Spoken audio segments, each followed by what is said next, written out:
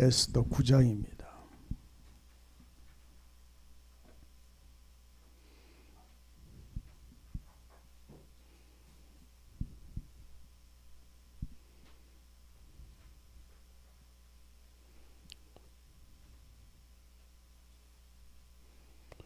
(1절로부터) 말씀을 같이 봉독을 하도록 하겠습니다.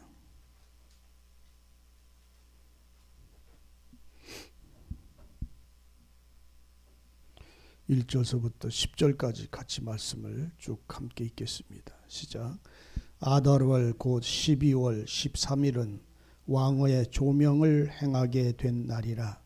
유대인의 대적이 저희를 제어하기로 바랐더니 유다인이 도리어 자기를 미워하는 자를 제어하게 된 그날에 유다인들이 아하수에로 왕의 각 도, 각 읍에 모여서 자기를 해하고자 하는 자를 죽이려 하니 모든 민족이 저희를 두려워하여 능히 막을 자가 없고 각 도 모든 관원과 대신과 방백과 왕의 사물을 보는 자들이 모르드게를 두려워하므로 다 유다인을 도우니 모르드게가 왕궁에서 존귀하여 점점 창대하며 이 사람 모르드게의 명성이 각도에 퍼지더라.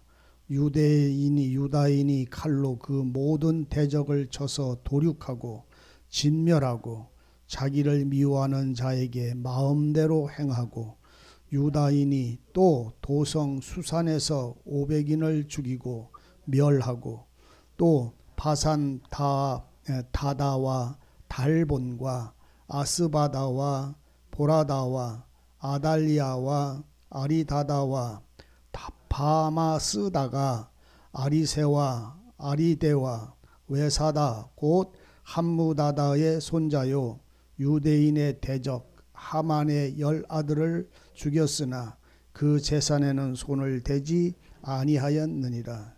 아멘. 10절까지 말씀을 함께 봉독을 했습니다. 말 그대로 9장은 유다인들이 자기를 죽이려고 하는 그 하만의 모든 수족들을 멸하는 죽음의 날이 도리어 생명의 날과 원수 갚는 날로 바꿔진 마지막 에스더의 장입니다. 그래서 우리는 믿음의 사람들이 고난을 당할지라도 하나님의 말씀의 뜻을 따라서 당할 때 하나님은 각 그 사람들에게 보응하시겠다고 하는 약속을 하나님은 가지고 계세요. 또 우리에게 증거를 주고 있습니다. 창세기 우리가 읽다 보면 요셉이라고 하는 사람이 형제들에 의하여 팔려 나갔지요. 은 30에 팔려갔는데 그 애굽에 팔려갔을 때에 우리는 그냥 형제들이 팔려갔다고 이렇게 생각을 했고 그렇게 이제 말씀을 기록을 하는데 이쪽에서 시편에서 보면 요셉을 하나님이 앞서 보냈다 애굽으로 그렇게 말씀을 합니다. 참 놀라운 말씀을 우리는 보게 돼요. 형제들보다 애굽에 앞서 팔려가서 그 발에 착고에 채워져서 팔려갔다. 그는 하나님의 계획이었다는 말입니다. 근데 하나님이 계획을 세우시는데 요셉을 형제들이 구덩이에 집어넣었다가 건져서 은 30에 팔아먹도록 만드시는 이 일이 하나님의 계획의 도구로 사용이 되어졌었어요. 근데 요셉은 그때에 팔려갈 때에 하나님의 뜻을 알지를 못하잖아요. 요셉은.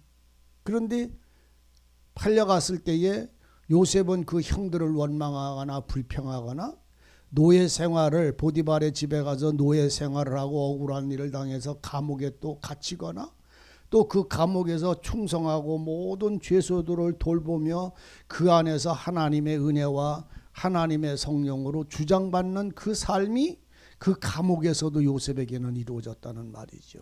그때에 요셉은 원망하지 않았어요. 불평하지 않았어요. 억울해하지를 않았어요. 참 신기한 얘기지요.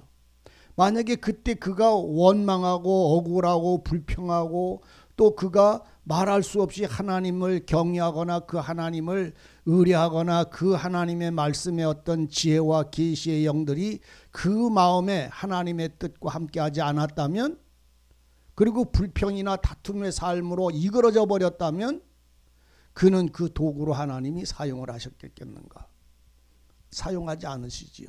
그러니까 우리는 내가 모르는데 하나님은 요셉을 착고에 채워서 발목에 사슬을 매서 노예로 팔려가게 하시는 하나님의 뜻을 지금 우리는 모르는데, 다시 말하면 내가 고난당하는 것을 지금 나는 모르는데 그 고난이 내게 일부러 찾아오는 것이 아니라 하나님의 섭리와 계획을 통해서 그 속에서 누구를 만드는, 연단시키는, 훈련시키는, 그래서 하나님 앞에 합당한 자로 만드는 그 과정 속에 그것이 그대로 고난을 받아들이고 먹고 마시고 있는 사람이 되어져 있을 때에 하나님은 하나님의 계획과 뜻을 이루고 성취하는 사람이 된다는 말입니다. 그래서 우리는 그 요셉이 팔려갈 때에 원망하지 않고 다투지 않았던 그 신앙은 어디서 나왔나? 그 마음은 어디서 나왔냐? 감옥에 들어갔을 때도 그 보디발의 아내에 대해서 원망하거나 다투거나 하는 말을 기록하지 않아요.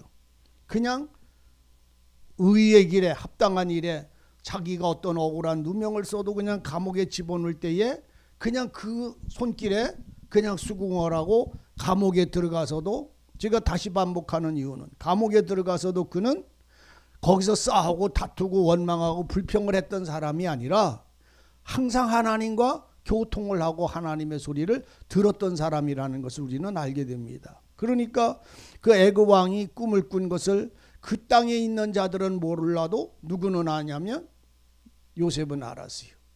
그러니까 요셉은 하나님이 자기를 보낸 줄은 몰랐어도 그 사람은, 요셉은 그 모든 삶이 여호와의 인도하심을 누렸던 사람이라는 말이잖아요. 다시 말하면 믿음으로 살았다는 사람이라는 그 삶을 우리에게 알게 하시는 하나님의 신앙의 과정입니다. 우리는 지금 이 에스더를 보면 에스더도 어린 소녀였을 때에 모르드게와 그의 모든 지역의 부모들과 다 같이 이 아하수로 왕 있는 이 나라로 끌려와서 노예 생활을 할 때에 그의 삶은 유다인들을 구원하는 구원자가 될 수 있지도 못했었을 것이고, 그때는 자기가 왕위에 나갈는지도 알지도 못했지만 모르드게가 그를 교육하고 훈련하는 그 모든 것을 참고 견딤으로 그가 왕위의 자리로 나갔듯이, 오늘 하나님은 우리를 하나님이 원하시는 사람으로 사용하기 위해서 나는 모르지만 하나님이 나를 주장하시는 그 삶의 길을 어떤 환경 가운데 들어가도 하나님이 나를 이끌어 가시며 나를 연단하시는 과정임을 볼 수 있기를 진실로 원합니다. 우리가 이거를 경험하지 못하면 우리 마음이 다스려지지도 않고 깨어지지도 않고 부서지지도 않고 하나님이 빚어내는 사람, 하나님이 사용하는 사람으로 우리가 만들어질 수가 없는 것이에요. 그래서 진정한 믿음의 사람들께서 우리가 히브리서를 읽다 보면, 오늘 새벽에도 그 말씀을 잠깐 드렸습니다만서도 히브리서를 읽다 보면요, 히브리서는 행함과 믿음을 함께 말하는 거예요. 다시 말하면 로마서는 뭘 말하냐면 믿음으로 의롭다. 그 다음에 야고보는 행함으로 의롭다. 그런데 히브리서는 믿음과 행함으로 온전한, 의롭다. 이 히브리서는 이거를 말해요. 그러니까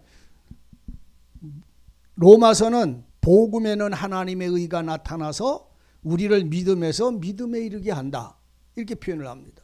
그런데 야고보는 네가 그 믿음이 있으면 행함을 통해서 온전해져라 라고 하는데, 히브리는 믿음으로 말미암아 아벨은 이렇게 살았고 믿음으로 에녹은 이렇게 하나님과 동행했다, 이렇게 표현을 하고 있는 거예요. 그러니까 이 믿음과 행함이 함께 하나가 돼서 우리에게 증가하고 있는 게 이 히브리 기자가 하는 말입니다. 그러니까 이 히브리 기자는 믿음으로 행할 때에 그 믿음으로 행하는 사람의 아벨서부터 에녹서부터 이렇게 쭉 얘기를 합니다. 에녹의 삶을 우리가 보면 그가 300년 동안 하나님과 동행을 했다고 이렇게 표현합니다. 뭘로? 믿음으로 하나님과 동행함으로 하나님을 기쁘시게 하는 자였다라고 기록을 하고 있어요.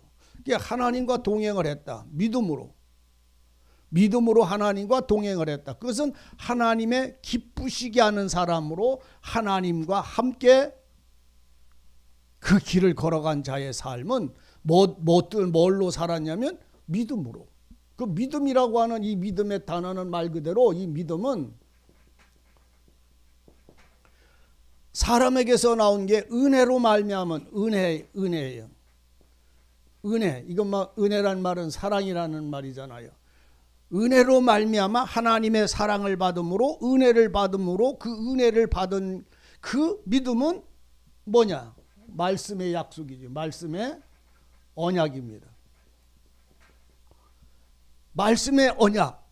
말씀으로 사랑을 내게 주신 약속. 내가 너를 이렇게 하리라, 온전케 하리라, 이렇게 하리라는 그 하나님이 내게 주신 은혜로 말미암은 믿음. 그래서 복음이 아니고는 믿음이 나올 수가 없어요. 그러니까 복음이 내게 임재하셔야 믿음이 나오는 것이지요. 그리고 그 복음의 은혜를 가지고 있는 사람은 그 삶을 살아가지 않고는 살 수가 없는 거예요. 왜? 그 말씀이 아니면은 다른 길을 걸어갈 수가 없으니까. 그래서 우리는 이 모르드게나 이 에스더가 마지막 9장에 와서 원수를 대적에 대하여 죽임을 당해야 될 때인데 도리어 저주의 그날이 이들에게는 생명의 날로 변화를 받았어요. 그래서 지금 여기서 말하는 것처럼 아달월은 12월이에요. 유대력으로 아달월이라는 말은 12월인데 12월 13일 왕의 조명, 왕의 조서를 내린 명령, 조명이라는 말은 왕이 글을 써서 명령을 반포한 이 조명을 말하는 거예요. 글로 쓴 조명을 행하게 된 날이다.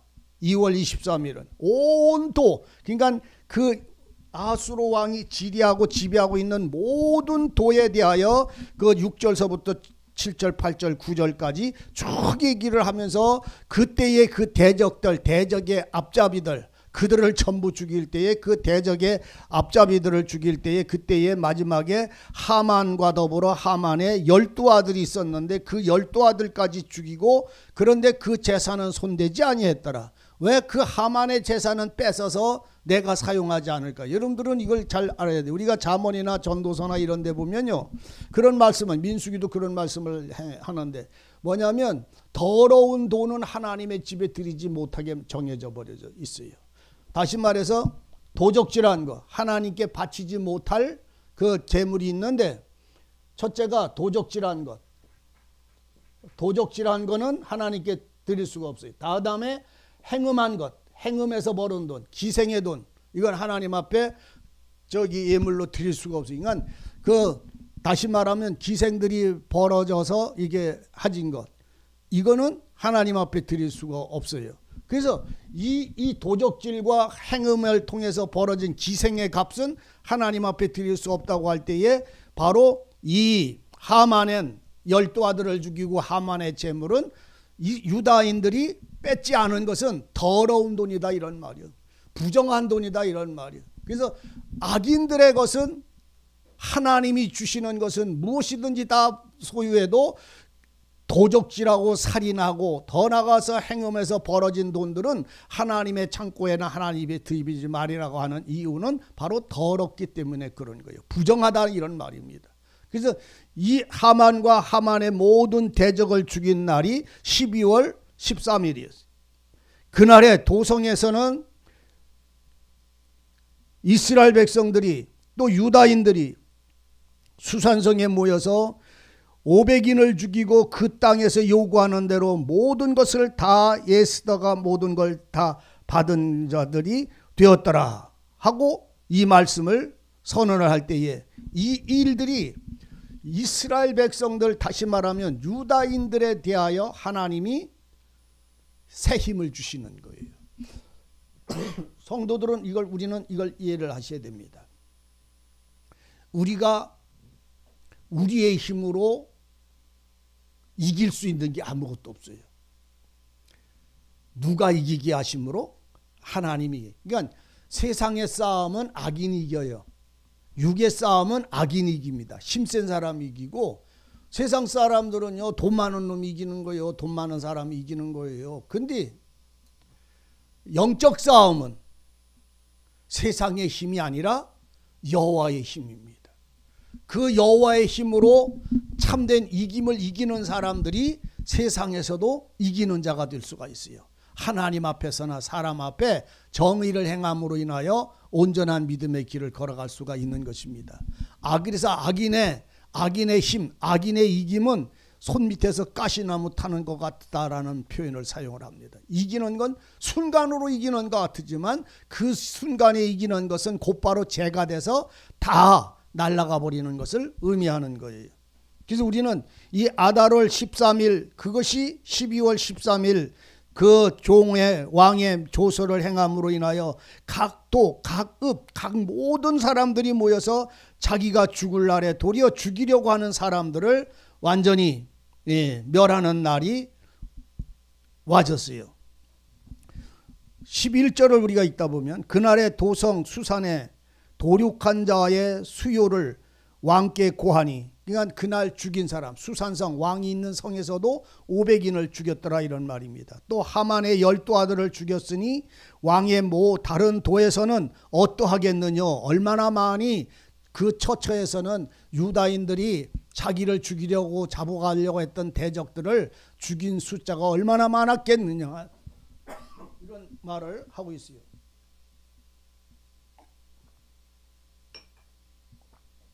우리는 어떤 때 그런 생각을 많이 합니다.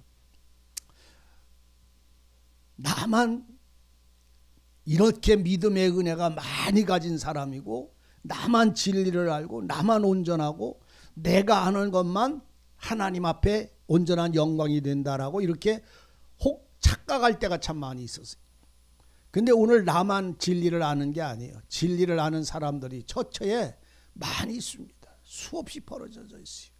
나만 진리를 알고 나만 진리를 행하는 게 아니라 처처에 있음을 여러분들은 아셔야 됩니다. 또 나만 이 말씀을, 나만 알고 저 사람은 말씀을 모른다고 생각하셔서는 절대로 안 됩니다. 왜? 내가 아는 걸 저 사람은 모를 수 있어요. 근데 그 사람이 아는 걸 내가 모를 수 있는 거예요. 다시 말하면 메뚜기가 하는 거를 말이 할 수 없어요. 그 큰 준마가 하는 그 힘을 메뚜기는 할 수가 없어요. 그러나 각각 하나님이 각각 주시는 은혜대로, 그 마음에 주신 은차대로 하나님이 그들에게 주어진 그 능력을 나타내므로 하나님을 나타내는 거예요. 그렇기 때문에 오늘 나는 이 말씀을 알고 너는 모르거나 나만 알고 너는 모른다라는 말이 아니라 각각 주신 지혜와 은혜대로 누릴 수 있는 마음들이 되시기를 바랍니다. 이것을 넘어서 버리게 되면 하나님을 해방하는 거가 되는 거예요. 저 사람의 모르는 걸 저 사람을 무시하는 데서 그 사람을 면박을 주는 것이 아니라 하나님을 회방하는 것이 되는 것이요. 왜? 그 사람은 그만큼 주셨는 걸, 나는 이만큼 받은 걸 가지고 이거를 놓고 그 사람을 뭐라고 만약에 한다면, 모른다고 한다면 그건 내가 교만한 자가 되는 거니까요. 하나님의 뜻을 이끌어지게 되는 거니까요. 그래서 각 사람은 각각 은혜 받은 것을 귀중하게 여기고 존귀하게 여겨주고 모든 것을 대접할 수 있는 사람이 되기를 진실로 바랍니다. 그래서 500인을 죽이고 왕의 다른 도에서도 어떠하겠느냐? 이제 그대의 소총이 무엇이냐고 세 번째, 네 번째 이 에스더의 그 원함을 왕은 에스더에게 말합니다. 왕후 에스더에게 말하기를 유다인이 도성 수산에서 500인을 죽이고 멸하여 또 하만의 12 아들을 죽였으니 왕의 다른 도에서는 어떠하겠느냐. 이 말은 지금 왕이 에스더에게 하는 말입니다. 그러면서 하는 말이 이제 그대의 소총이 무엇이냐. 허락하겠으니 무엇이든지 요구하는 대로 내가 시행하리라. 우리 주님이요 요한복음에 가면 그런 말을 합니다. 너는 무엇이든지 내 이름으로 구해라. 그러면 시행하리라. 이렇게 말합니다. 너는 네가 원하는 걸 무엇이든지 내 이름으로 구해라. 그러면 내가 시행하리라고 그 표현을 말씀을 합니다. 그러니까 내 이름으로, 누구의 이름으로? 예수의 이름으로 구하라. 그러면 얻으리라, 주시리라. 이렇게 표현을 하세요. 지금 이 왕이 이 말을 하는 것처럼 우리 주님도 그 말씀을 하신다 이런 말입니다. 너희는 내 이름으로 무엇이든지 구하면 그러면 내가 시행하리라. 엄청난 거잖아요. 그래서 우리는 주님의 이름으로 많은 것들을 구합니다. 그런데 우리가 오늘 그 속에서 착각하지 말아야 될 것이 하나 있는데, 주님의 이름으로 구하는 건 주님의 마음을 기쁘시게 해야 된다는 사실이에요. 오늘 솔로몬의 기도를, 여러분도 솔로몬의 일천번제를 드리고 하나님이 솔로몬에게 한 말씀 듣잖아요. 솔로몬아, 네가 나에게 구할 때 재물도 안 구하고 왕권도 안 구하고 수도 구하지 아니하고 오직 나에 대하여 내 지혜를 네가 원하였으니 참 마음이 합하다. 그래서 그에게 하나님은 그 모든 걸 더하여 주셨어요. 마찬가지로 우리가 주님의 이름으로, 예수의 이름으로 주님을 향하여 구하면 이 구하는 게 뭐라고? 하나님의, 그 주님의 마음에 합해야 되는 거예요. 우리 마음에 합한 걸 요구하는 게 아니라 주님의, 내가 구하는 것과 주님이 내게 주시려고 하고 약속하고 있는 그것에 합해져야 된다니까. 세상의 것이 아니라 거룩한 것이어야 된다니까. 땅에 속한 것, 세상에 속한 것이 아니라 하늘에 속한 걸 구해야 된다니까. 아버지의 뜻을 이루어지게 구해야 된다니까. 이 말씀을 여러분들이 잘 이해하시기를 진실로 원합니다. 왕이 원하는 것을 구한다 할지라도 주신다고 약속을 해도 왕의 마음에 합하지 않으면 이루어질 수가 없어요. 그래서 그 솔로몬의, 그 왕 솔로몬의 그 기도가, 그 기브온 산당에서 일천번제를 드리고 기도할 때도 무엇이든지 구해라, 내가 허락한다. 하여튼 네가 원하는 게 뭐냐고 말할 때 솔로몬이 구한 것이 하나님 마음에 합했다. 이 말씀을 여러분들 명심하셔야 됩니다. 그래서 오늘 우리는 주님의 이름으로 여러분들도 무엇이든지 구하되 아버지의 뜻에, 나를 향하신 아버지의 뜻에 합한 걸 구하세요. 오늘 아버지는 내게 뭘 주실까? 세상적인 뭔가를 주실까? 아니, 그래서 주님이 이제 구하라. 주님이 친히 알려줬어요. 구하라. 그 다음에 찾아라. 두드려라. 그럼 뭐를 구하고 뭐를 찾고 뭐가 문을 열어달라고 할 때 무슨 문을 열어달라고? 나라의 문. 두드리면 열려줄 것이다. 무슨 문을 두드리면 그 나라의 문. 뭐를 구하면 하나님의 의. 뭐를 찾고 구하고 두드려라. 뭐를 찾게 해달라고 부르짖냐? 그의 진주, 세상에 묻혀있는 진주, 그 생명의 의를 찾는 사람. 그러니까 너희는 그의 나라와 그의 의를 구하라. 그러면 그 외의 모든 것은 너의 모든 형편과 생활에 따라 더하여 주시겠다. 약속이시잖아요.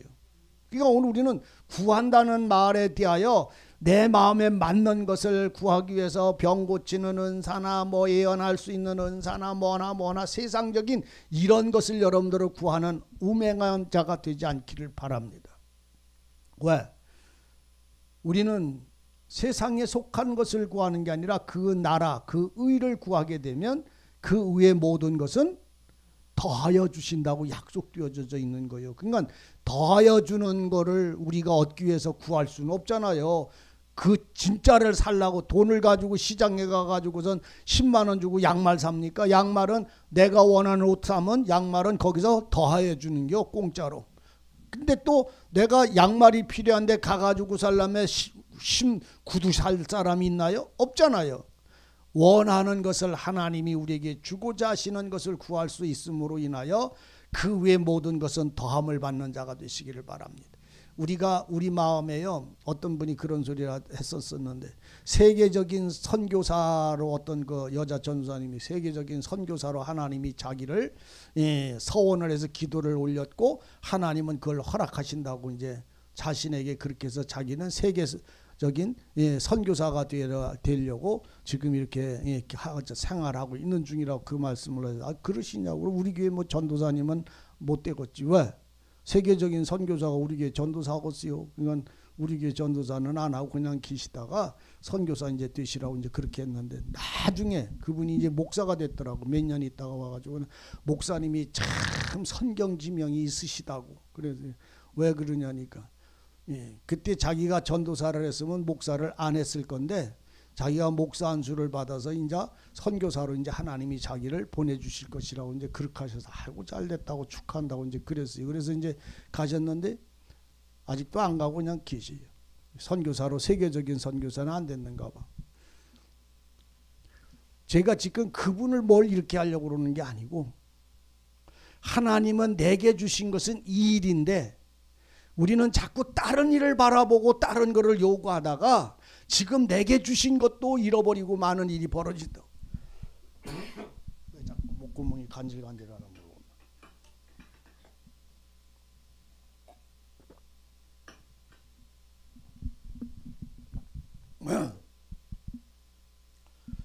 모르겠네. 우리는 하나님은 나한테 이걸 주시는데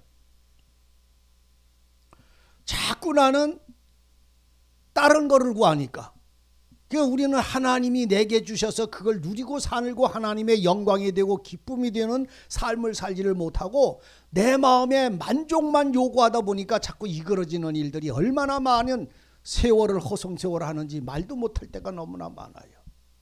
하나님이 기뻐하시는 게 뭔지를 알아야 되고 그것은 지금 내게 주시는 이 생활 속에서 하나님의 영광이 되어지고 기쁨이 되어질 수 있는 그 삶을 참된 믿음의 삶을 살면 그 주변이 바로 선교가 되는 것이고 하나님이 또 나를 그렇게 어느 날 사용하시면 그렇게 가면 되는데 내가 거기다 표대를 꼽아 놓으니까 모든 삶을 거기다가 맞춰버리니까 하나님하고 다른 길을 걸어가고 마는 것이에요.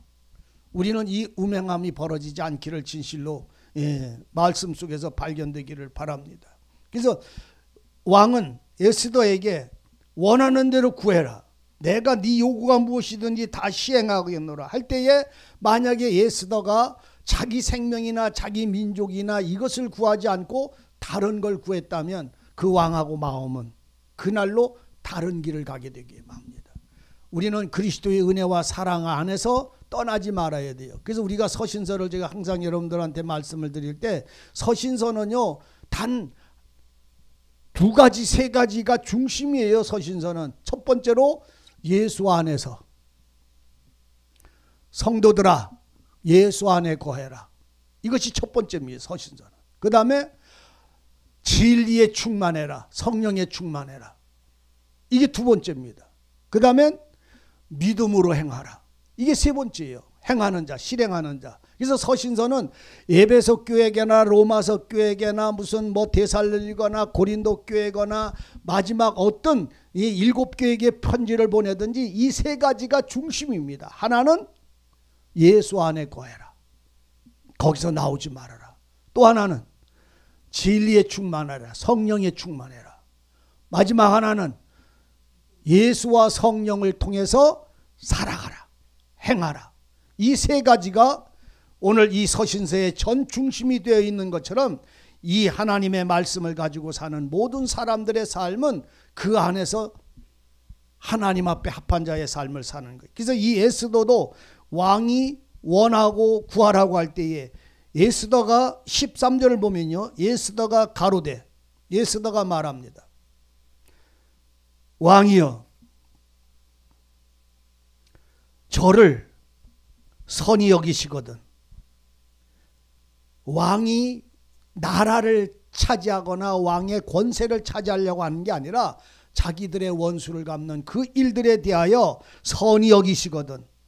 수산에 거하는 유다인으로 내일도 오늘날 조소대로 행하게 하시고 하만의 10 아들의 시체를 나무에 달게 하소서. 에스더는 다른 걸 구하지 않았어요. 하루를 원수 갚는 거를 하루를 더 연장해 달라고 구했어요. 우리는 우리의 왕이 허락한 날은 하루거든요. 13일. 근데 에스더는 하루를 지금 더 달라고 기록을 간구를 해요. 13일은 원래가 왕이 정해진 날이고, 근데 거기다가 우리의 원함대로 우리가 우리의 대적을 멸할 수 있게 하루만 더 허락을 해주시고, 우리의 원수들을 하만과 하만의 아들들을 다 나무에 달도록 허락해 주시옵소서. 그 왜 그런 소리를 왜 했을까요? 하만은요, 말 그대로 대적이잖아요. 원수잖아요.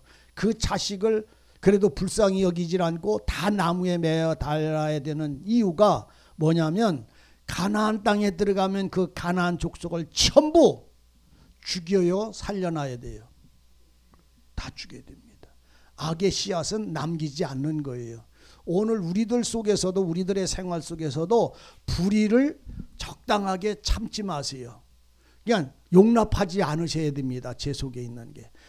이 정도는 뭐 괜찮지, 뭐 어떻게 이렇게 안 할 수가 있어라고 그 불의를 용납을 하게 되면 그게 내 가시가 됩니다. 우리 안에 하나님의 대적이었던 하만과 하만의 아들 중에 하나라도 생겨놓으면 그놈이 다시 일어나서 가시가 돼서 나무가 돼가지고 도리어 다시 공격합니다. 그래서 하나님이 가나안 땅에 들어가면 그 가나안 족속을 남기지 말라고 그랬어요. 그런데 다 죽이지를 못하고 남겨놨어요.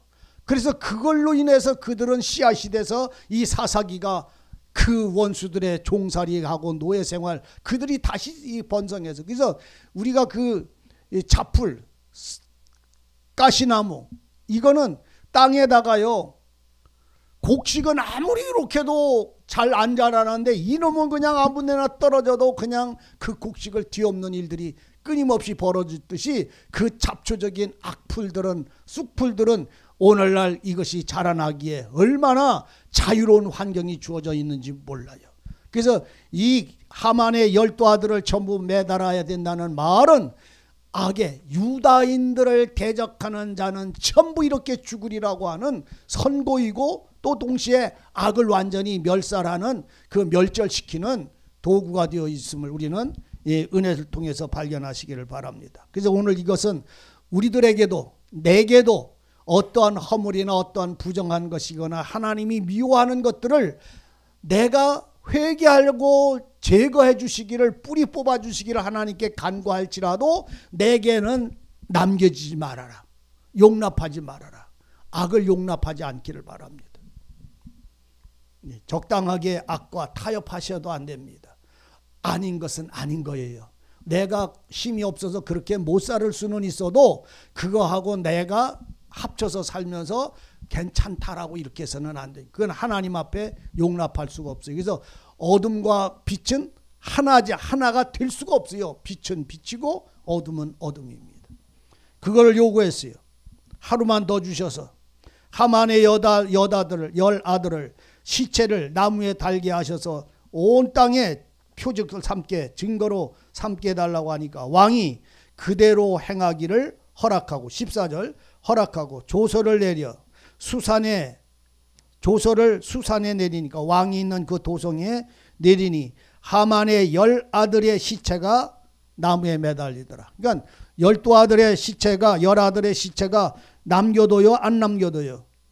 안 남겨둬요. 완전히 10 아들의 시체가 완전히 나무에 매다는 거는 멈출 수가 없는 겁니다. 오늘 우리들의 생활도요, 악은 모양이라도 다 내어버리라고 하듯이 매달아놔야 합니다. 그래서 누구든지 경계가 되어질 수 있는 삶이 이루어지기를 바랍니다. 그러니까 왕이 허락을 하니 달렸더라. 15절 아달월이란 말은 12월이란 말이죠. 12월 14일에도 수산에 있는 유대인이 모여 또 300인을 수산에서 도륙하되 그 제산에는 손대지 아니하였고, 왕이 각 도에 있는 다른 유다인들도 모여서 스스로 생명을 보호하며 대적들에게서 벗어나며 자기를 미워하는 자 7만 5천인을 도륙하되 그 재산에는 손대지 아니하였더라.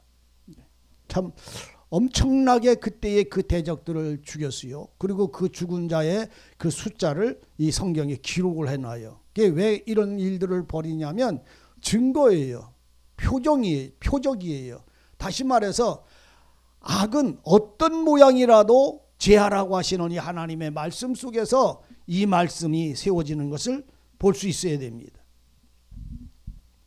그리고 유다인들은 이 날을 자기들이 원수에게서 죽을 날을 도리어 원수의 손에서 벗어나서 생명의 삶으로 바꿔지는 이 대적의 날이었지만 하나님의 사람들의 날로 바꿔서 이기는 이 이김을 발견할 수 있어야 됩니다. 이스라엘이 430년 동안 종살이 했어요. 근데 그들이 이기는 날이 무슨 날이었어요?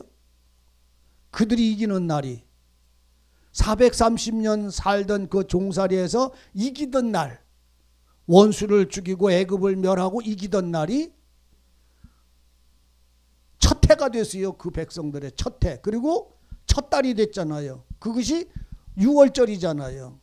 6월절. 그러니까 그 하나님의 백성들이 430년 동안에서 애굽을 왕을 이기고 죽이고 그 원수들의 모든 장자를 다 죽이고 그 유다인 이스라엘의 자손들이 살아난 그날을 첫 해로 삼았다니까. 유대인의 역사의 첫 해예요, 그것이.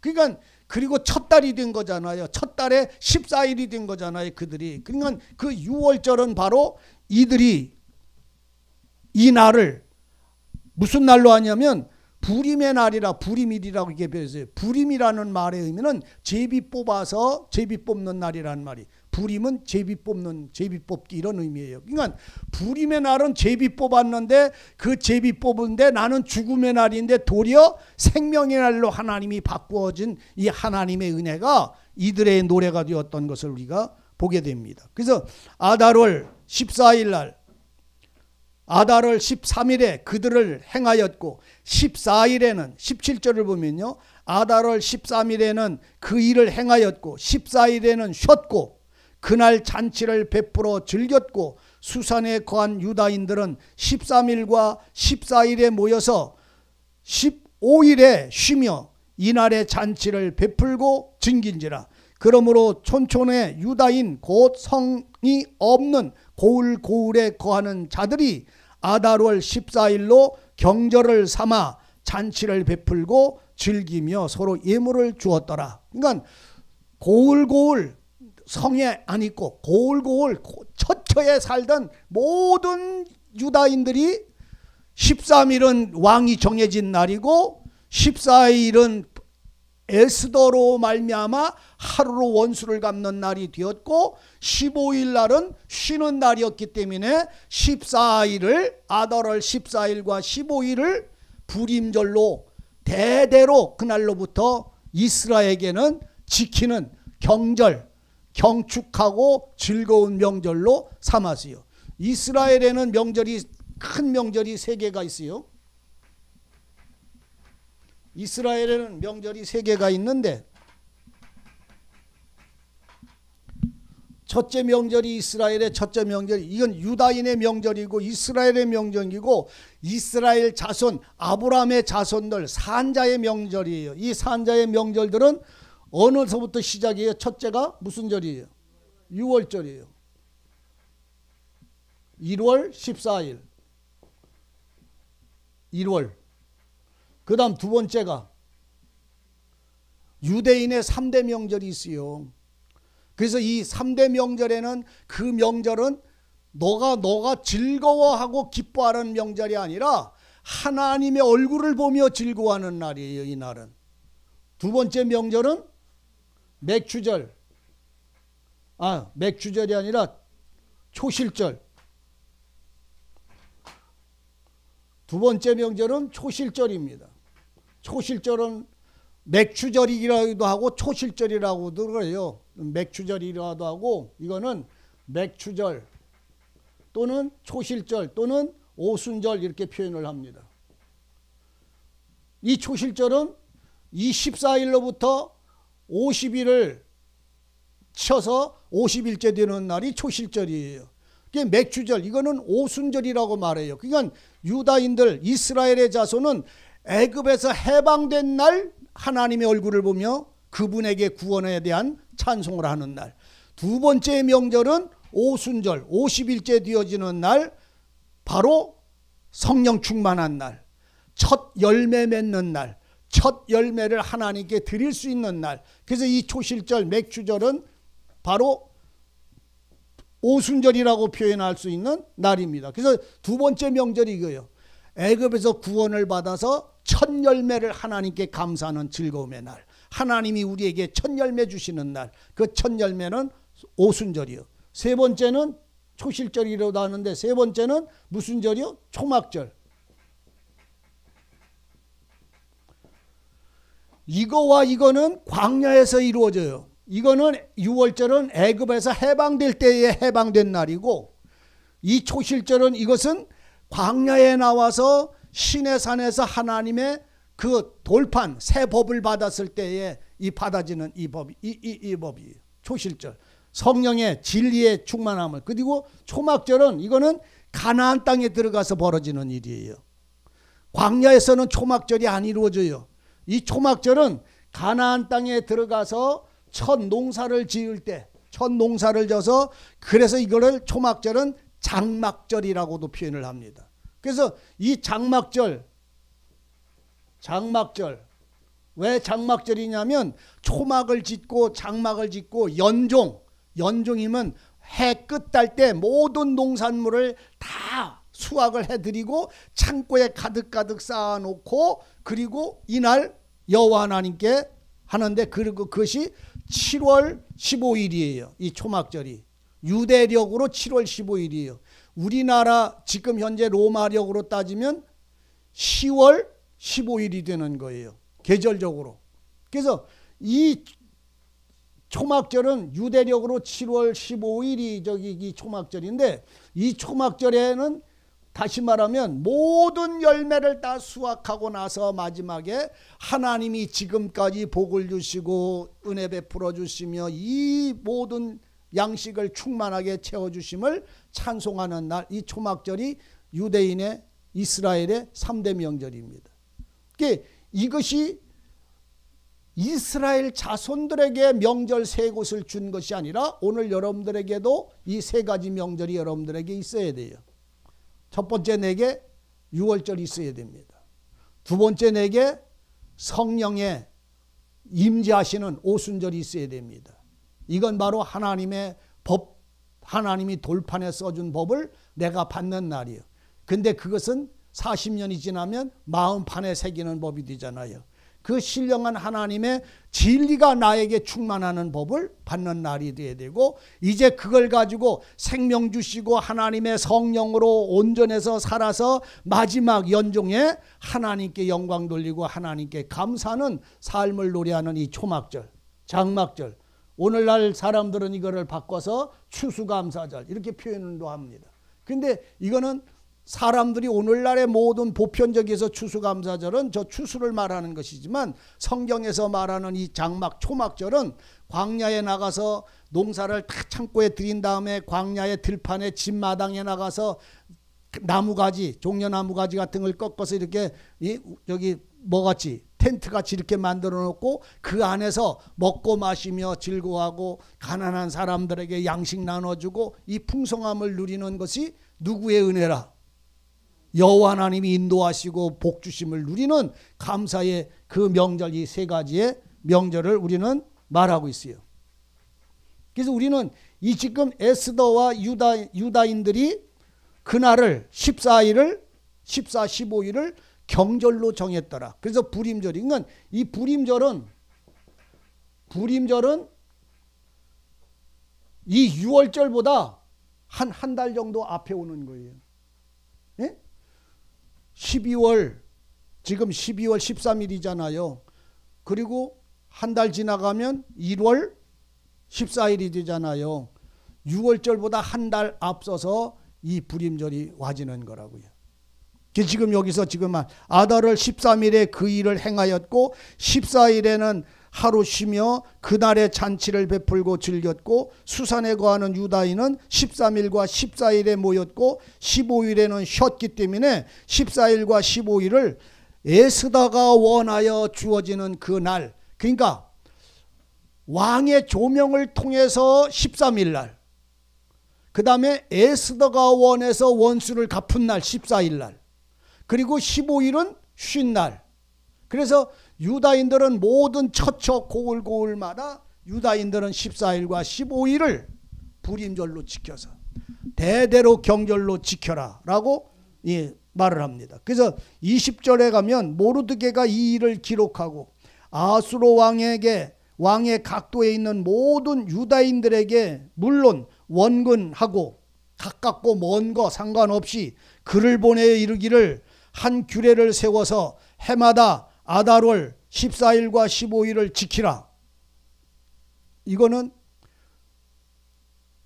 모르드게가 그 땅에 노예로 살고 있는 모든 유다인들, 대적과의 원수, 그 속에서 살면서도 대적과 원수를 이긴 자들에게 이 규례를 주었어요.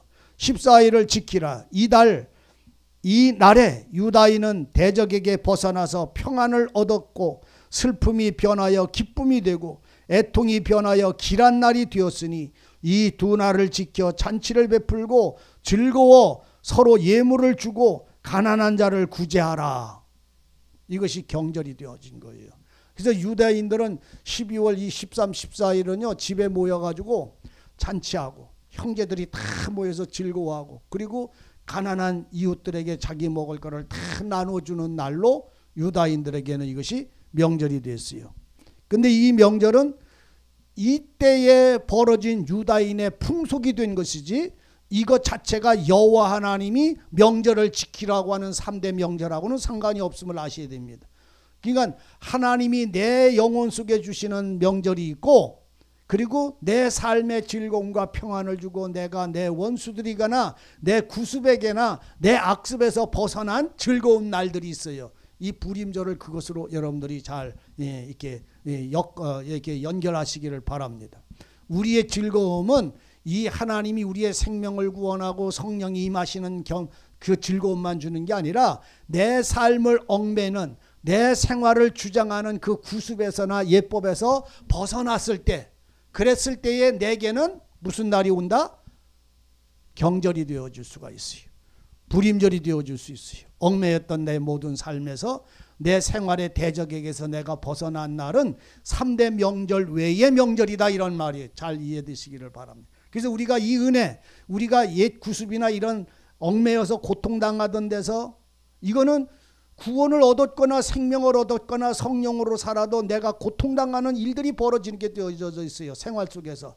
그것에서 벗어난 날 나는 즐겁고 기쁘고 그리고 그 마음을 다른 사람들하고 나눌 수 있는 것이요. 이 불임절은 하나님이 정한 3대 명절하고는 아님을 여러분들은 아셔야 돼요. 신명기나 이런 데 기록되어 있질 않고 이거는 이 에스더에게 주어진 유다 민족의 그래서 이들이 나라를 회복할 때에 회복한 다음에도 이들은 이 불임절을 지켰어요.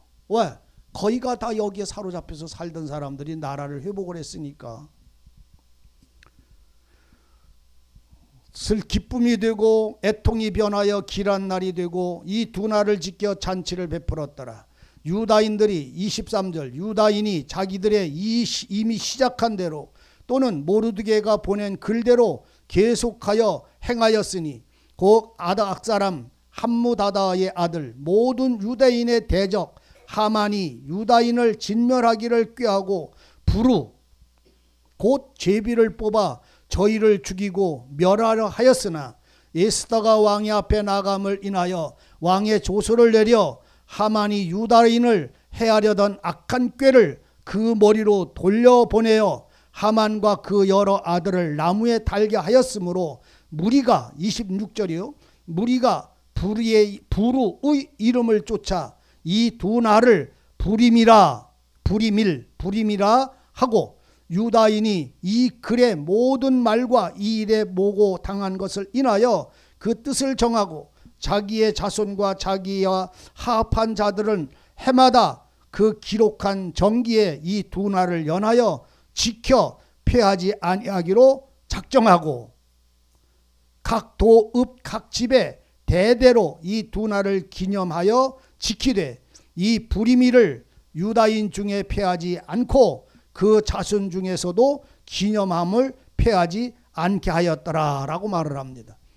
우리가 신앙의 길을 이렇게 걸어가다 보면 내가 은혜를 받은 날, 우리의 생명을 얻은 이런 3대 명절 말고, 성령의 충만의 은혜로 채워졌던 진리가 내 영혼을 온전히 지배한 날 말고 우리 생활 속에서 이긴 생활들이 있어요.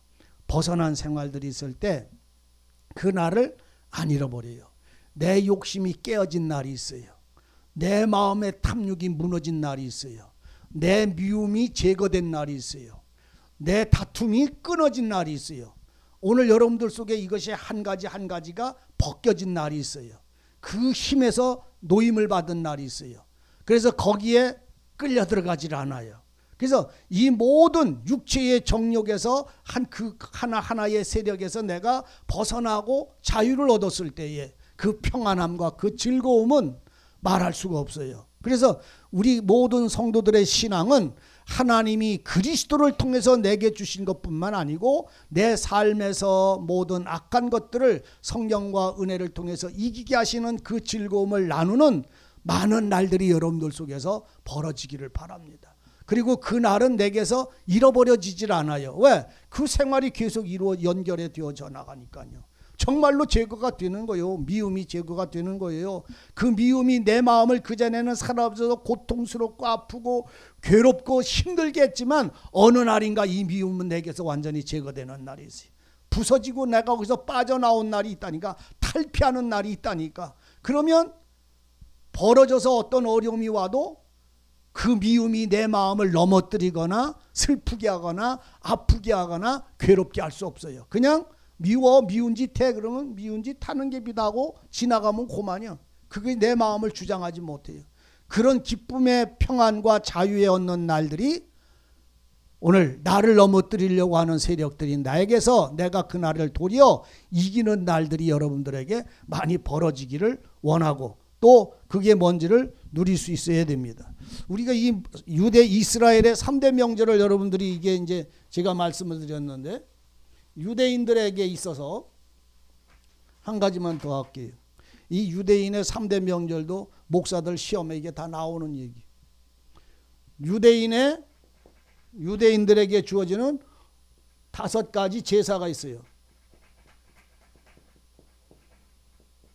하나님 앞에 너희는 이렇게 5가지 제사를 하나님께 드려야 된다. 첫째 제사가 뭐요? 하나님께 너희는 날마다 5가지 제사를 예수 안에서 드려야 돼. 첫째 제사가 뭐요? 예? 우물우물 하지 말고 확실하게 얘기를 해요. 무슨 제사를 드려라? 6월절은 명절이라고 그러죠. 이건 명절 말고 제사. 하나님이 흠양하시는 제사를 드리는 제사를. 오늘 로마서 12장에 보면요. 너희의 몸을 산제사의 제물로 드려라. 이것은 영적 예배다. 근데 네 몸을 산제사의 제물로 하나님께 드릴 때에 그 제물을 모세는 우리에게 선언을 했다 이런 말입니다. 그게 뭔 말인가를 첫 번째 제사는 뭘 하나님께 드려야 된다? 번제의 제사를 첫 번째 드려야 돼요. 번제의 제물은 어린 양이나 이거예요. 번제란 말은 헌신이에요. 하나님께 바쳐지는 거예요. 뭐를? 제물을 하나님께 바치는 게 아니라 나 자신을 산제사의 제물로 하나님께 바치는 거예요. 그래서 이거는 완전히 나를 하나님께 헌신하는 거예요. 이렇게 맡겨버리는 거예요. 그 다음은 이 번제가 이루어진 사람들은 내 마음대로 못 살아. 살 수가 없어. 이게 나실이니 하나님께 자기를 바치는 거하고 똑같은 거예요. 이 번제는. 첫 번째는 번제. 두 번째는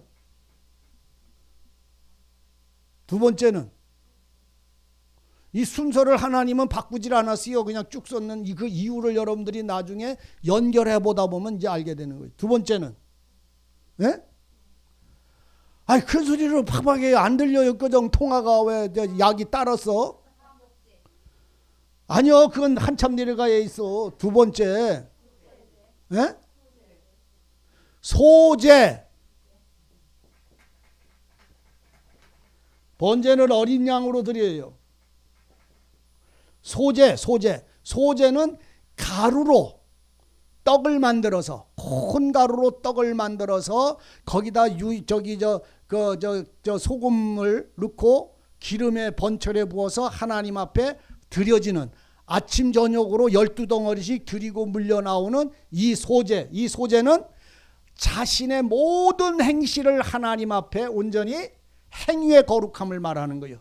내 모든 삶을 다 바친. 그러니까 번제는 하나님께 나를 몽땅 드리는 거라면, 이 소제는 행함을 온전히 하나님께 드리는 거예요. 소제라는 말은 알갱이가 완전히 부서지고 깨져서 완전히 가루가 돼서 그것이 좋은 가루를 내려서 그 고운 가루가 기름에, 소금에 이렇게 범벅이 돼서 불에 구워가지고 하나님께 드리는 거예요. 그러니까 내 모든 삶이 하나님이 기뻐하시는 떡이 되는 거예요. 우리 주님 자신이 자신의 몸이라고 하잖아요. 떡이라고 놓고 말할 때 소제는 떡으로 드리는 거예요. 가루로 떡을 만들어서 하나님께 드리는 거예요. 그건 행실의 거룩인 거예요. 모든 행실을 하나님이 양식이 되도록, 너의 모든 삶이 하나님 앞에 양식이 되도록. 우리 주님 몸은 내게 양식이 됐잖아요.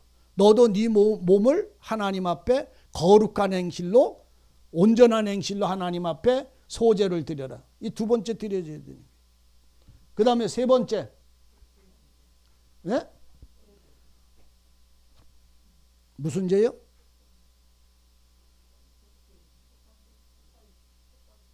속건제도 한참 내려가야 돼요. 네? 번제, 소제, 그 다음에 속죄제. 죄를 사하는 것. 우리가 민수기 읽다 보면, 레위기를 읽다 보면 이 제사에 대한 것이 바삭하게 나오는데, 이 속죄제라는 말은 큰 죄를 지은 사람이나 작은 죄를 지은 사람이나 모든 삶에서 어린 양의 피와 염소의 피로만 용서를 받을 수가 있어요. 이거는 가루, 고운 가루와 기름과 이런 걸 드리지만, 이거는 어린 양, 염소 이런 걸로 드립니다. 그래서 우리는 이 속죄제는 영적으로나 육적으로나 모든 죄에 대하여 용서하시는, 대속하시는.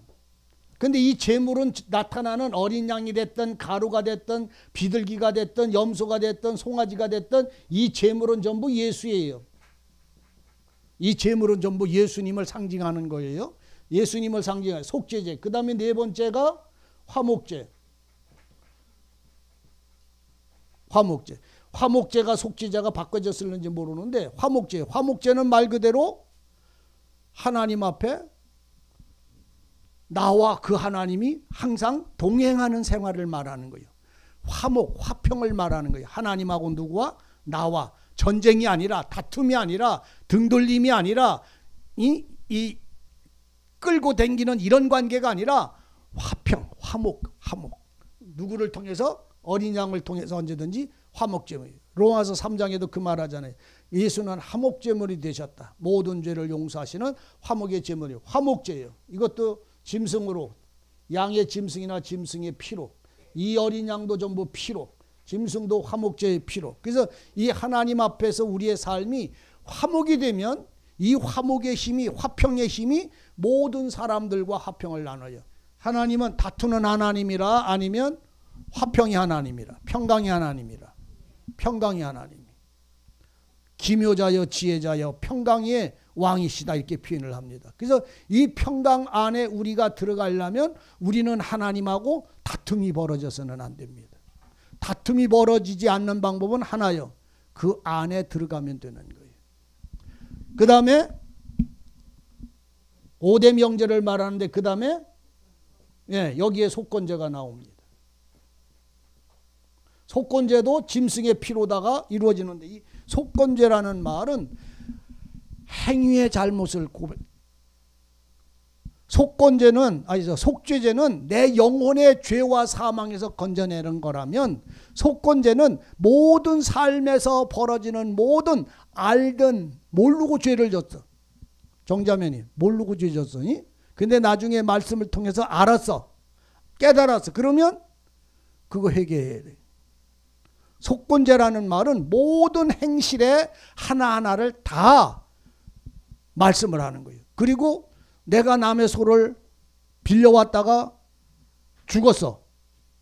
저 사람한테 또 손해를 안 입혀야 되는데 본의 아니게 또 손해를 100원을 손해를 보게 만들었어. 그러면 그거를 몰랐어 그때는. 근데 나중에 알았어. 그러면 그거를 갚아야 돼. 그걸 갚아주고 하나님 앞에 제가 이렇게 모르고 졌던 걸 이제 알았사오니 저를 용납해 주옵소서라고 하나님 앞에 죄를 용서를 받는 게 속건제예요. 그래서 하나님 앞에 사는 사람들이 이 5가지의 모든 제사는 예수 안에서 우리의 모든 삶에 주장받는 것이에요. 그래서 이 제사에 관해서 5가지 5대 제사에 대하여 여러분들이 말씀을 레위기 1장에서부터 시작해서 5장 6장까지 쭉 이렇게 기록되어 있습니다. 속건제만 있는 게 아니라 거기 보면 위임제도 있고요. 이렇게 여러 가지 7가지 8가지의 제사가 나오는데 전부 예수 안에서 우리가 드려져야 될 날마다의 삶이요. 그러니까 오늘 우리가 허물을 발견을 해서 속건제 제사를 드려야 돼. 주님의 이름으로, 예수의 이름으로. 그 모든 죄 사함을 받은 그 은혜 안에서 오늘 우리는 고하고 그 생활에서 떠나는 생활이 이 제사들의 능력이고 우리로 온전케 하는 비밀입니다. 29절 아비하일의 딸 왕후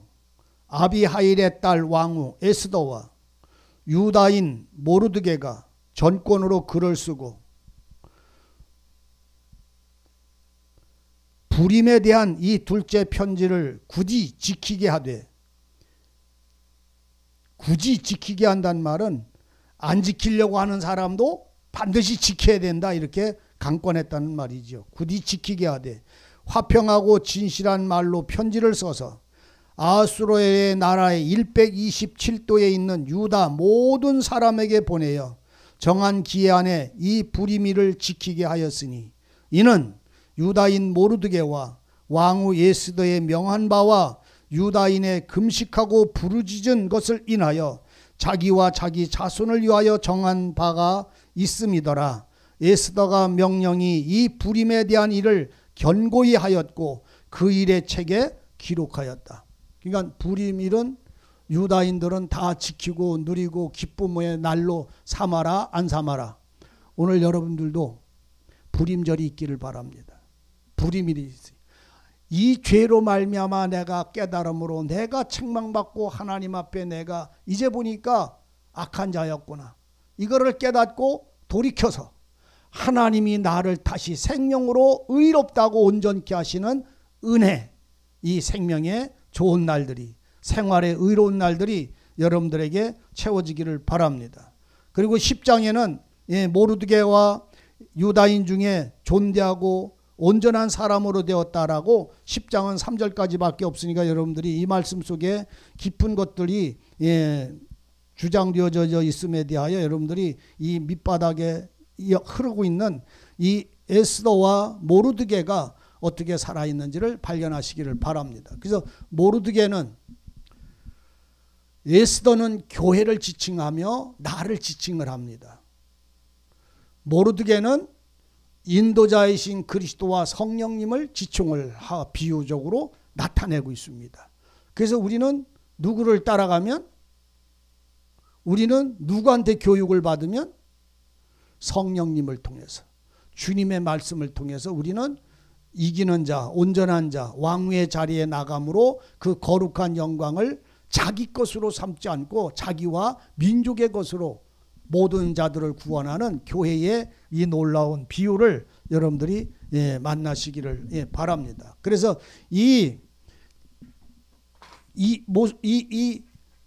저기가 없으면, 에스더가 또는 모르드게가 없으면 예스더는 온전히 살 수가 없었어요. 그래서 우리는 성경에 이 비유되어진 것을 여러분들 잘 이해하셔야 돼요. 창세기를 이렇게 읽다 보면요. 조금만 하지요. 창세기를 읽다 보면 그 아브라함에게 두 아들이 있어요. 하나는 아브라함에게 두 아들이 있잖아요. 첫째 아들은 네? 첫째는 이스마엘이요. 이 장자예요. 이스마엘은. 둘째는 이삭이에요. 이삭의 어미는 이삭의 어미 사라예요. 이스마엘의 어미는 하갈이에요. 하나님의 약속은 누구에게 임재되어 있어요? 하나님의 약속은 누구에게 임재하여 있느냐고. 이삭에게 약속이 되어 있는 거예요. 기업은 아브라함의 기업은 이삭에게 네 사라의 몸에서 날 자식을 네 기업으로 삼으리라고 하나님은 약속을 했어요. 그런데 90살이 되도록 이 사라는 애를 못 낳았어요. 그러니까 이 사라가 하갈을, 이 하갈은 사라의 계집종이었어요. 근데 이 하갈을 누구에게 줬어요? 남편한테, 아브라함한테 줬으니까 아브라함도 자식을 낳을 만한 나이가 돼 있고 이 하갈도 젊은 여자였기 때문에 자식을 낳았어요. 그 자식이 낳은 게 이스마엘인데 이거는 약속의 자식이 아니고 이스마엘은 사람의 뜻으로 난 자식이에요.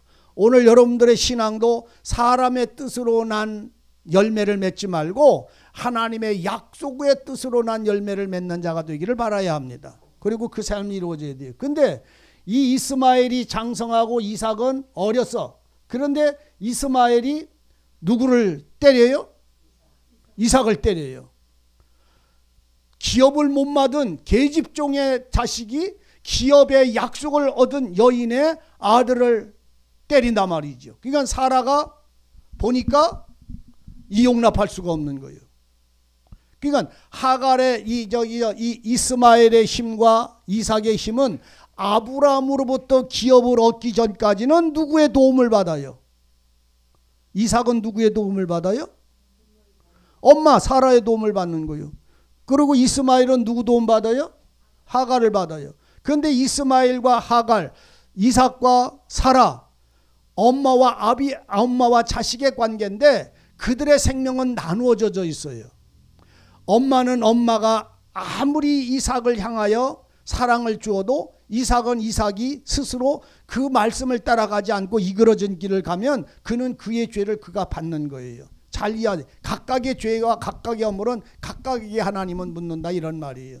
그런데 이걸 본 날 하나님은 이 사라는 이스마엘을 남편한테 뭐라고 그래요?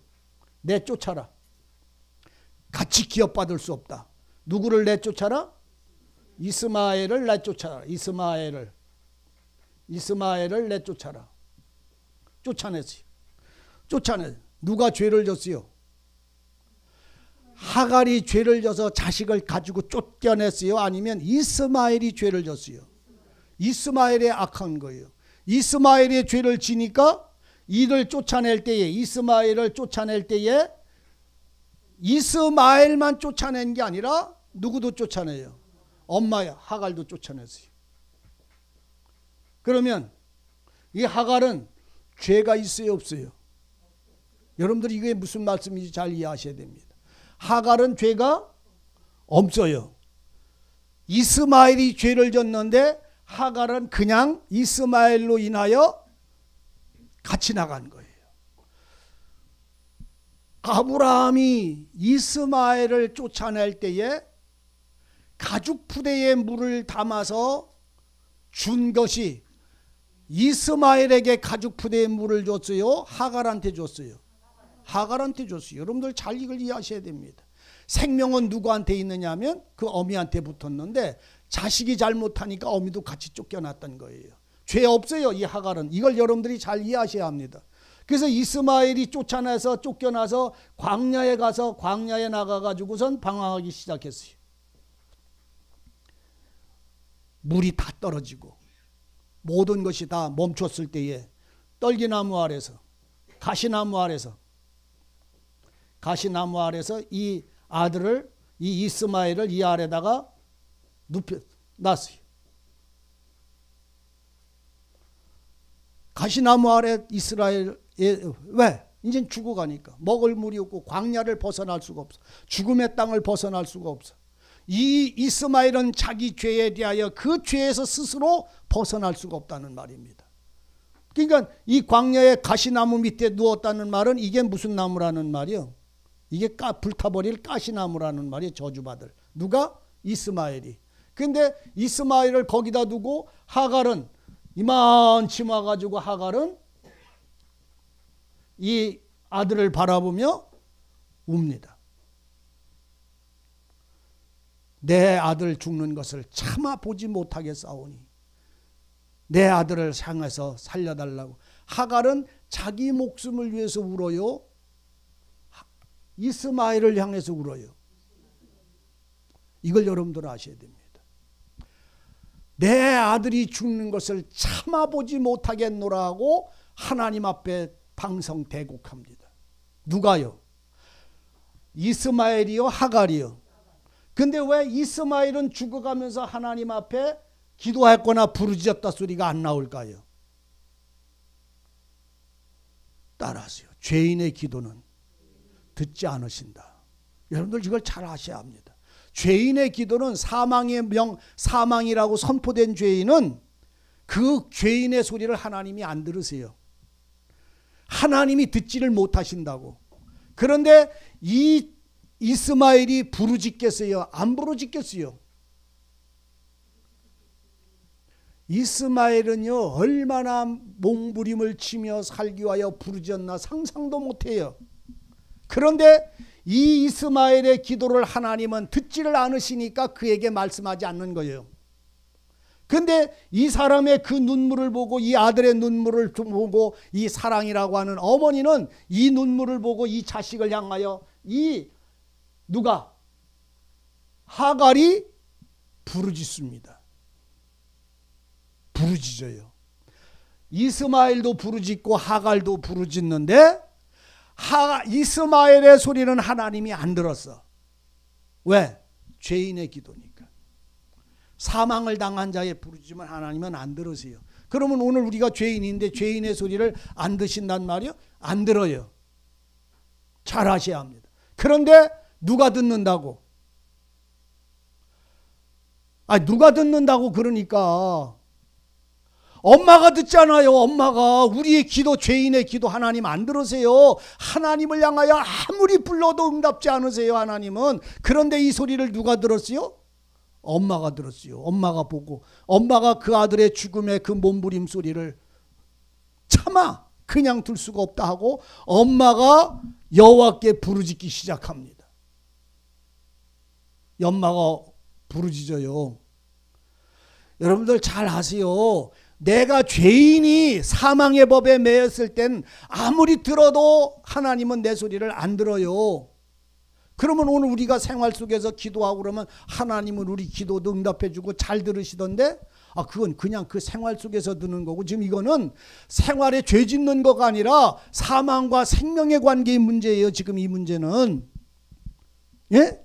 이 문제는 내가 뭐 동생 때렸느냐 안 때렸느냐 이것에 대한 것이 아니라 그 결과인 사망에 지금 관한 문제라고요. 이 사망에 관한 문제와 생명에 관한 문제는 안 들으시는 거예요. 왜? 우리는 이미 쫓겨난 죄인이기 때문에.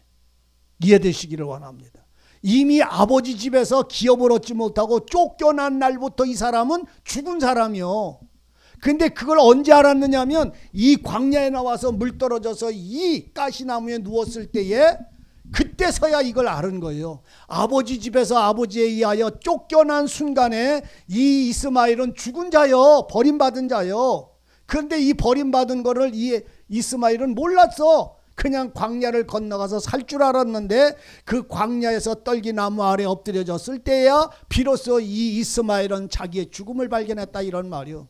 떠날 때는 탕자가 아버지 집을 떠날 때는 죽는 건 줄 몰랐어. 잘 먹고 잘 살 줄 알았어. 기업을 얻을 줄 알았어. 그런데 그가 아버지 집을 떠날 때는 잘 먹고 잘 입고 사업 잘 될 줄 알았는데 그 탕자가 어디서 자기가 아버지 집을 떠난 순간에는 몰랐는데 그날이 죽고 그것이 버림받은 것을 언제 알았냐면 돼지우리에서 줄여 죽을 때 그때 알았던 거잖아요.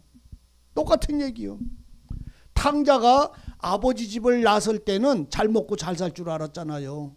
그런데 그가 아버지 집에서 쫓겨나고 지가 떠나올 때부터 이미 죽은 자가 된 거예요. 아버지 집을 떠날 때는 멸망의 자식이 되는 건데 그것을 언제 알았냐면 돼지우리에서 알았던 것처럼 이 이스마엘도 떨기나무 가시 가운데 들어가서야 그걸 알았어요. 동생 때린 거 이게 문제가 아니라 이 사람은 죽음을 발견한 거예요. 아담과 하와가 열매 먹은 게 문제가 아니라 그 죽음이 온 게 문제라고요. 이 이스마엘도 지금 죽음의 문제예요. 그러니까 이 사람의 소리는 버려짐을 당하고 이미 왔으니까 아무도 이 이스마엘에게 자비를 베풀 자가 없어요. 하갈도 쫓겨났으니까 자비를 베풀 수 없어요. 그러니까 하갈은 아들의 눈물을 보고 하나님께 기도해요. 예수님이 십자가에서 하늘을 향해서 아버지를 향해서 기도를 왜 했는지를 이 말씀을 통해서 여러분들이 발견하셔야 합니다. 예수님은 내 죄를 짊어지고 나와 함께 십자가에 못 박혔어요. 나는 하나님 앞에 기도해도 그 소리를 응답지 않는데 그 주님의 소리는 주님 아버지가 들으시는 거예요. 왜? 그는 죄 없는 자의 소리니까. 죄를 져서 자기 죄를 고하는 게 아니라 이 엄마는 자기 죄를 져서 자기 죄를 고하는 게 아니라 죄 없는 엄마는 죄 져서 쫓겨난 이 이스마엘을 향하여 부르짖는 거라는 말입니다. 그러니까 하갈이 부르짖으니까 하나님이 들어요 안 들어요? 들었어. 그런데 하나님이 뭐라고 그러냐면 내가 하갈아 네 소리를 들었다 이렇게 안 하고 내가 저 아들의 소리를 들었다. 내가 네 아들 저 아이의 소리를 내가 들었다. 왜 그러셨는지 이해되시지요? 왜요? 하갈은 자기 목숨 놓고 울지 않고 아들 목숨 저 아이 목숨 놓고 울었어요. 죄 없는 엄마는 아이 목숨 놓고 울었다고. 살려달라고. 저거 죽지 않게 살려달라고. 엄마는 자기의 목숨을 살려달라고 부르짖은 게 아니라 아이의 목숨을 놓고 부르짖었어요. 그러니까는 아이의 소리를 엄마가 외쳤는데 엄마의 외침을 하나님은 받으셨는데 이 아이의 소리로 받으셨더라 이런 말입니다. 예수님은 우리를 향해서 부르짖을 때에 예수님의 소리가 아니라 오늘 우리의 소리를 대언해서 하나님께 부르짖음으로 우리에 대하여 그 아들 예수를 통해서 우리를 구원하시는 은혜를 베푸셨다 이 말입니다. 그러니까 하나님이 하갈을 향해서 하갈아 내가 저 아이의 소리를 들었다. 이제 그에게 살게 하리라 하시고는 하갈의 눈을 열어주어서 사막에서 샘이 솟았어요. 아들이 겨가가지고 그 물 마셔요? 아니면 하갈이 그 물을 자루에 떠다가 아들에게 먹여요? 이게 주님의 은혜입니다. 이게 주님의 은혜예요. 주님은 자신의 옆구리에서 물을 생명의 물을 우리에게 주시는 거예요. 하나님은 내 소리를 들으는 것이 아니라 우리 주님의 소리를 들으시는 거예요. 내 눈물과 내 부르짐과 내 고통을 주님이 보시고 불쌍해서 아버지께 자신이 나를 향하여 자신의 피로 대속이라고 하는 이 놀라운, 그러니까 하갈은 지금 이 아들을 위해서 자기 몸을 하나님 앞에 자기 목숨을 내어놓은 거예요. 자기를 위해서 구하지 않고 아들을 위해서 구함으로 목숨을 아들에게 대신 주는 거예요. 생명을. 그러므로 하나님이 사막에서 물이 솟아나오게 해서 그 물을 하갈에게 떠다가 엄마에게 우리 주님에게 생명의 물을 주님에게 주셔서 주님의 피와 주님의 물을 주님의 생명과 그 물을 우리에게 부었듯이 하갈은 아들에게 그 물을 먹였어요. 그러니까 이 물은 엄마의 생명과 생명의 물이 되는 거예요. 우리 주님은 생명의 물을 우리에게 주시는데 그 주님은 우리를 불쌍하게 여겨서 당신의 생명은 죽음 속에 넘길지라도 나를 향하신 사랑은 그 은혜를 임하는 거예요. 그래서 여기서 알으셔야 하는 것은 여기서 하갈은 누구의 상징이요? 예수님의 상징이요. 예수님의 모습이요. 내 죄를 짊어지고 나를 향하여 부르짖는 주님의 생명은 죄 없는 그 온전하신 생명은 나를 위하여 다 쏟아부을 수밖에 없어요. 하갈은 이스마엘은 누구를 비유하는 거예요? 나를 비유하는 거예요. 이해되세요?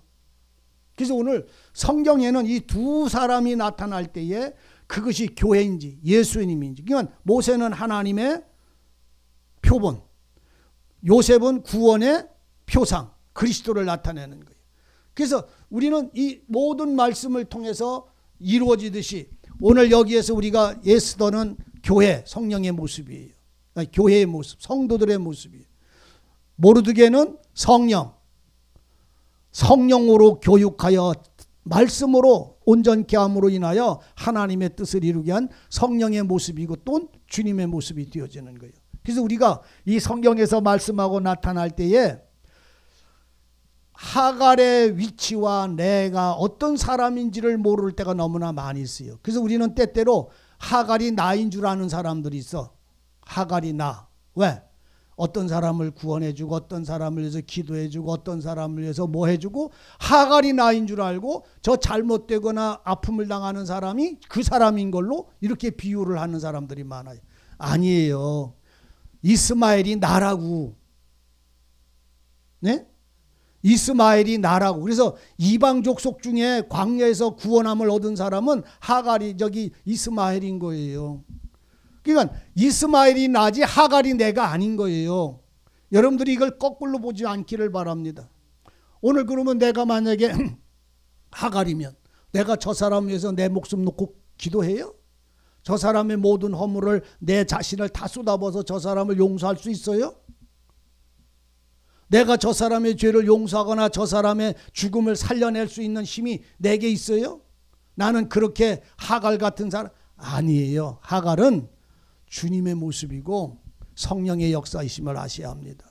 이스마엘이 나요. 그래서 이스마엘이 핵심이 광야에서 사막에서 생명의 물을 먹고 구원받은 사람임을 이걸 나타내는 거예요. 그래서 이스마엘은 광야에서 물 나온 그 샘물을 어미의 손으로 인하여 그 아들에게 먹이고 아들은 그 물포대가 이제 말라 안 말라 광야를 건너갈 때까지 그 물포대는 안 말라. 그래서 그 광야를 건너가서 기업을 이루었어. 그것이 이방의 구원이요. 이방인의 구원. 알아들으세요? 우리는 이방인의 구원 받는 거라고. 그래서 이 하갈과 이스마엘의 관계가 혼동되지 않기 위해서 제가 이 말씀을 드린 것처럼 에스더와 오늘 이 모르드게가 여러분이 되지 않기를 바라서 이 말씀을 드립니다.